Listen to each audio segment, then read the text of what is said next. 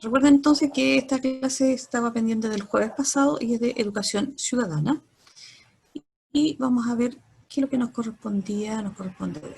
Dice, el objetivo, conocer a qué se le llama democracia digital y cuál es el rol de la televisión abierta en la participación de la ciudadanía en una democracia. Es decir, aquí hay dos temas fundamentales, lo que tiene que ver con lo que se le llama la democracia digital, es decir, cómo los medios digitales o las tecnologías de la información y la comunicación influyen en un sistema democrático y cuál es el rol de la televisión abierta en la participación de la ciudadanía, ¿ya?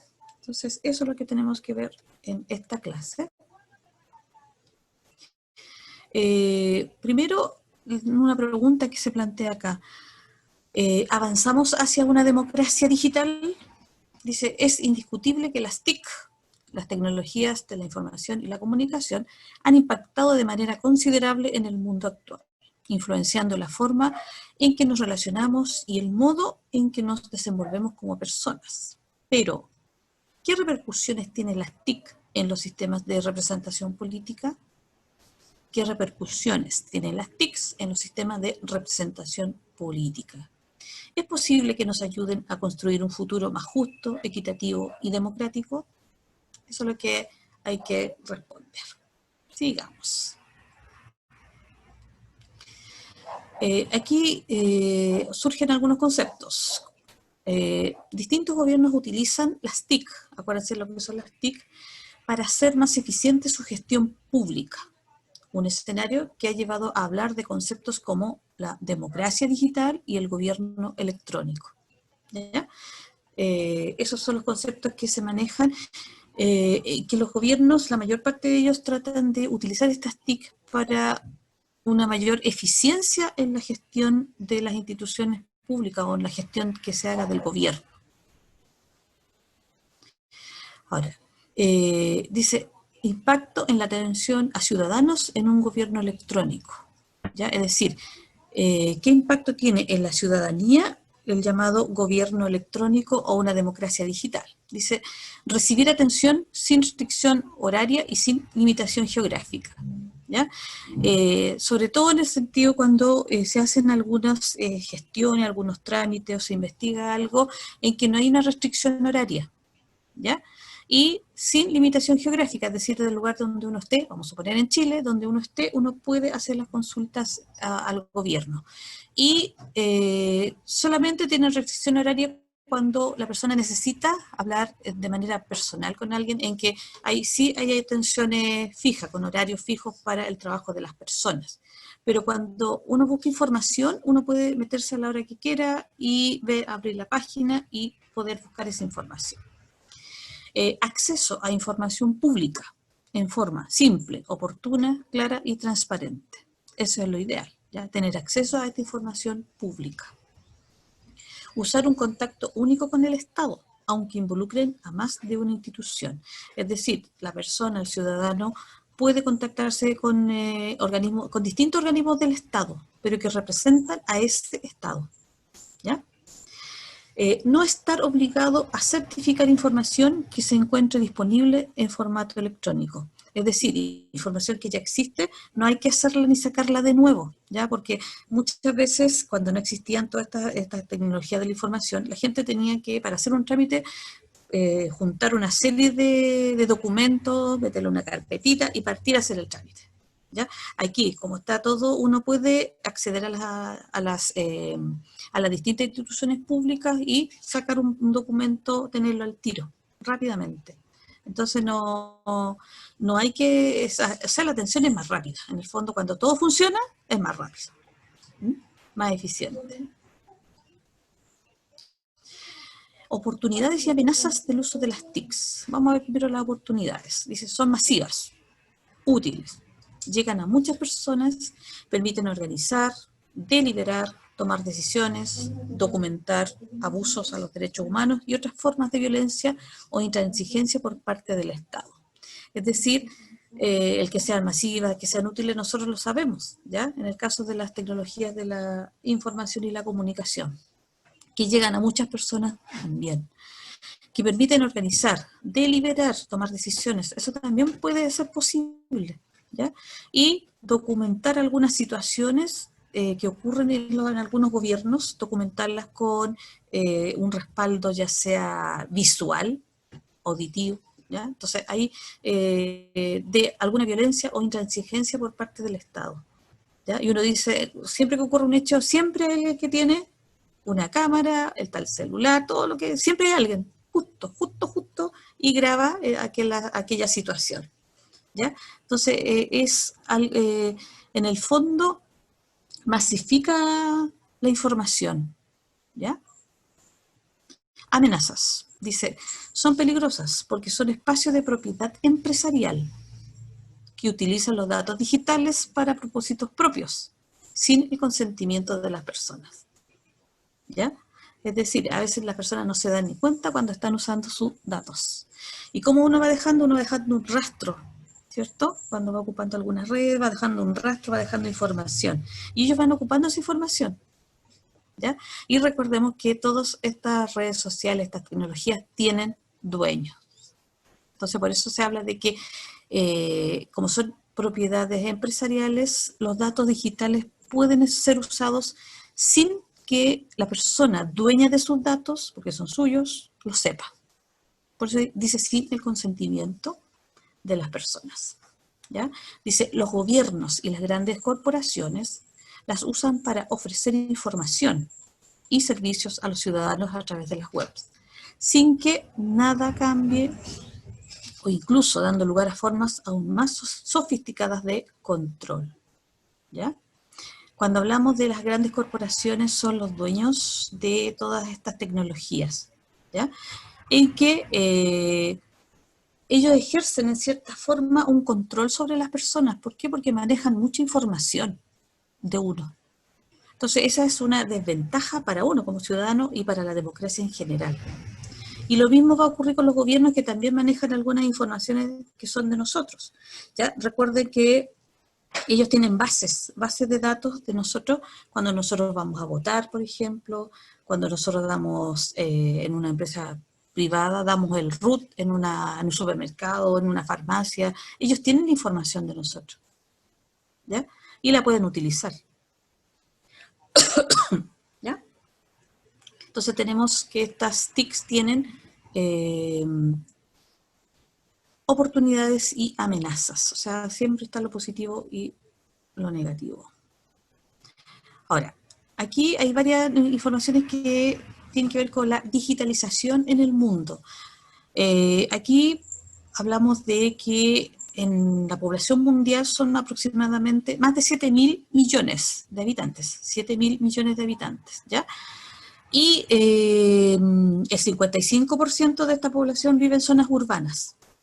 Ahora, en el caso de los celulares, hay más de 5.000 millones de celulares. Es decir, gran parte de la población tiene acceso a un celular.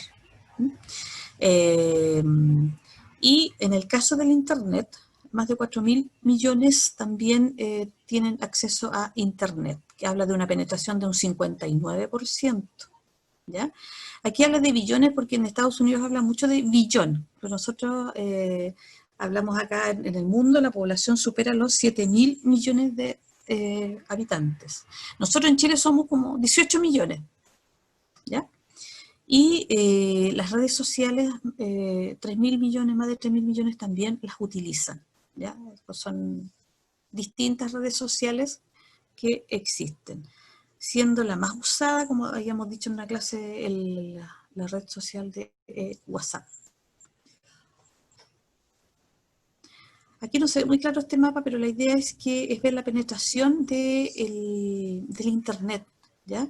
Donde hay más penetración. Aquí, por zonas en el mundo. Aquí es lo mismo, pero en gráfico, no en mapa. Aquí si uno ve los datos y dice usuarios por regiones en el mundo de Internet. Y en Asia está la mitad de la población. Recordemos que en Asia están los dos países más poblados del planeta. Acuérdense, China y la India. Entonces ahí se da el mayor uso de Internet. Y ahí siguen las otras regiones, que sería Europa, ¿ya? Después está África, América Latina y el Caribe, y después viene América del Norte, el lejano Oriente y Oceanía Australia, o el Medio Oriente, Oceanía Australia, que son países que tienen menos población, más pequeños. Australia sería como de los más grandes. ¿Ya? Acuérdense que es una isla la más grande del planeta. Entonces, aquí la mayor parte de los usuarios se concentra donde hay más población. O sea, hay acceso a Internet. Y veamos. En América Latina, esto es del 2018, ¿ya? Aquí tenemos el porcentaje de penetración del uso de Internet en América Latina. Y como Latinoamérica tiene un 67% de penetración, y los países que más penetración tienen, según esta información, está Ecuador, Argentina y Chile en tercer lugar, ¿ya? Chile está con un 77%, y se habla de 14 millones de usuarios. Y al final estarían países como Perú, Cuba, Guatemala, que aparece también acá, con un bajo porcentaje de penetración de Internet. Ahora, aquí es bien importante que hay muchos lugares donde no hay acceso a Internet porque la población vive en zonas que no son urbanizadas, en zonas rurales, bastante alejadas en algunos países. Entonces, la información aquí, o sea, el Internet no llega, no hay acceso, por lo tanto, cuesta. Y incluso, si uno analiza, aquí mismo en Chile hay zonas que son cercanas a la región metropolitana y que tienen muchas dificultades para acceder a Internet, ¿ya? Colegios, por ejemplo, que no tienen acceso a Internet. Pero aquí lo importante es que el Internet está y que tiene acceso, y en el caso de Chile aparece un 77% de la población que tendría acceso con unos 14 millones de usuarios. Lo que, si pensamos que somos 18 millones aproximadamente, es bastante, digamos, los usuarios de Internet. Y con todo lo que conlleva a Internet, o sea, todo el acceso a la información, a las redes sociales, a la entretención, a todo lo que implica tener el acceso a Internet. Ahora, yo mencioné la televisión abierta. Aquí nosotros tenemos que entender que la televisión abierta son los canales no de cable, sino que los canales abiertos tradicionales de la televisión. Entonces dice, el rol de la televisión abierta. Dice, junto con la radio, la televisión abierta es una de las pocas tecnologías presentes en casi la totalidad de los hogares en Chile. O sea, una radio, una televisión, un televisor están en prácticamente todos los hogares en Chile, ¿ya? Dice, es clave entonces su influencia en la forma que percibimos la realidad. O sea, a través de la televisión, de la información que obtenemos, y de la radio, a través de esa información nosotros nos formamos una idea de lo que es la realidad, cómo percibimos la realidad. Entonces, aquí también es importante destacar la televisión pública en Chile y la televisión privada. En la televisión abierta tenemos un canal público que es TVN y el resto son canales, digamos, televisión abierta, pero televisión privada, ¿ya? En el caso de TVN es televisión pública, pero el sistema que funciona la televisión nacional es a través de autofinanciamiento. Por lo tanto, el Estado no le otorga muchas veces apoyo a esta televisión pública, ¿ya? Sino que le exige que se sostenga como un canal privado, con todo lo que implica, en este caso, los auspicios, la venta de publicidad, que es por donde más llegan ingresos a los canales, ¿cierto? Veamos, entonces, en el caso de la televisión, el 98% ve televisión. Y dice acá este gráfico tiene que ver de 2017 y habla de el promedio de horas diarias que la gente más o menos ve televisión. En el caso aquí se habla de 3 horas, más de 3 horas que ve televisión. Los que escuchan radio es un 86% y dedican 2 horas y media aproximadamente. Los que leen diarios y revistas, un 72%. Y los que navegan por internet, un 66%, dedicando prácticamente 3 horas en el caso del internet, ¿ya? Pero aquí lo que a nosotros nos interesa es lo que es la televisión abierta, ¿ya? En que la mayoría tiene televisión abierta. Y aquí están, dice, distribución, consumo promedio de televisión abierta según canal. Aquí aparecen, esto es de 2017, porque aquí aparece un canal que ya no existe, pero nos sirve igual para ver el consumo, ¿ya? Tenemos el que tiene mayor, digamos, consumo, es en este caso Mega. Mega es un canal privado, ¿ya? Que pertenece a un grupo económico, el grupo Claro. Después viene Chilevisión. Chilevisión también es un canal en este momento privado, ¿ya?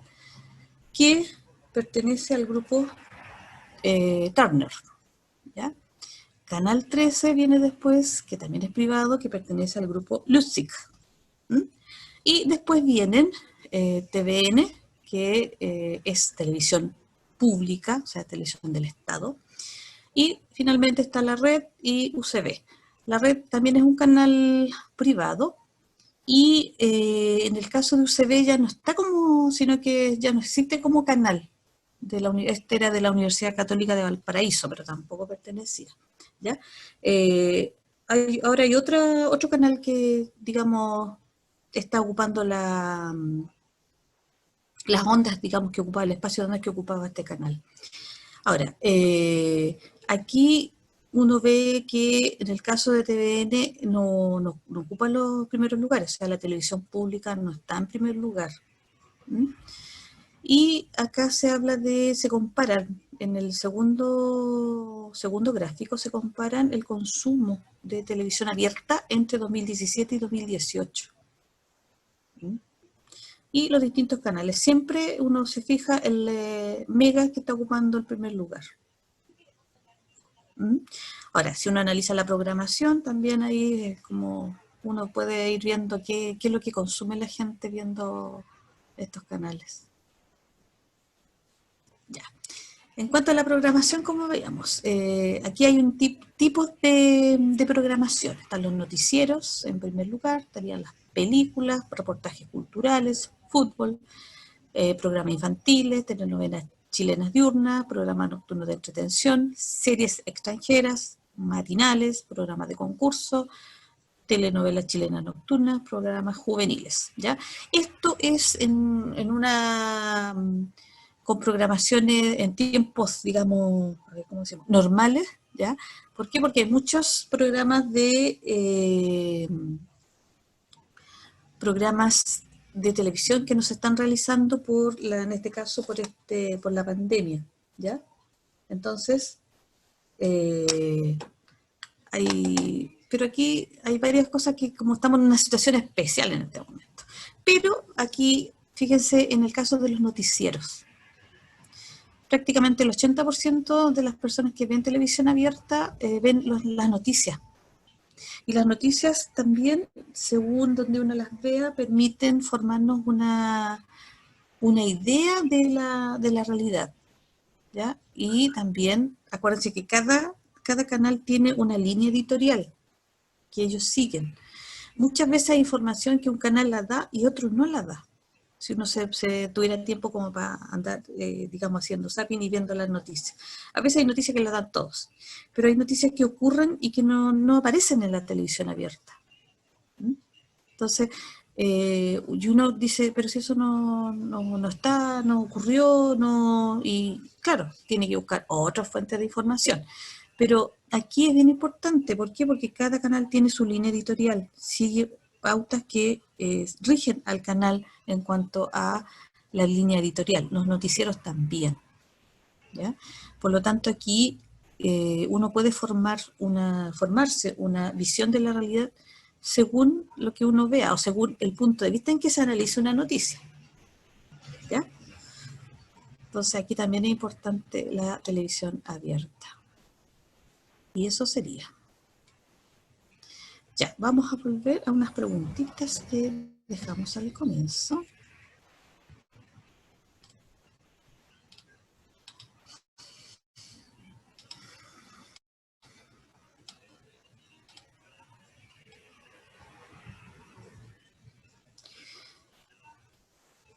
Una pregunta que yo dejé, dice, ¿qué repercusiones tienen las tecnologías de la información en los sistemas de representación política? ¿Cómo pueden influir las tecnologías de la información, el uso de Internet, las redes sociales en general, en la representación política? ¿Podrían afectarla? Y la otra pregunta, ¿es posible que nos ayuden a construir una sociedad mejor, más justa, más equitativa, más democrática? Ya. Dos preguntas entonces. Aparte de las preguntas, el que para responder y dudas si es que tienen respecto de esto. Ya. Repercusiones de las TICs y si es que nos dejan formar. Ya.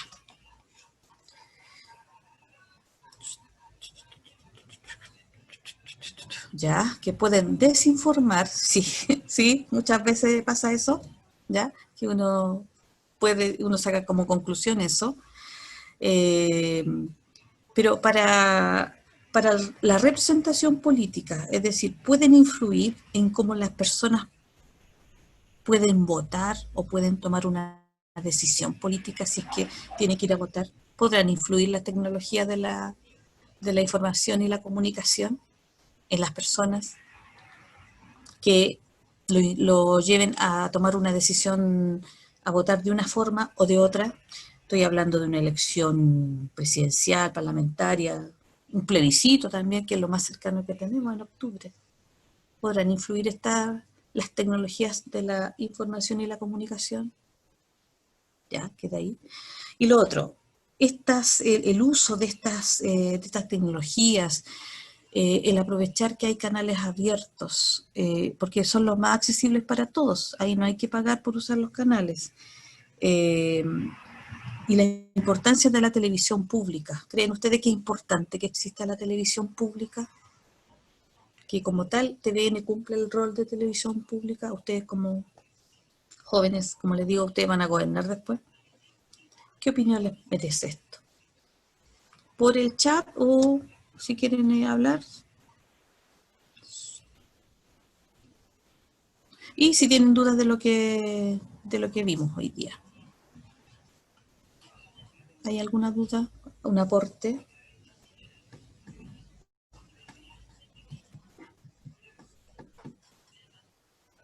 Estaríamos entonces terminando. Ya, qué bueno que estuvieron, aunque sea un poquito, están aquí presentes, y la idea es que participen, como siempre les digo, y poder verlos, porque nunca los veo. Algunos por ahí, pero gracias por la participación y cuídense harto, nos estamos viendo en la semana.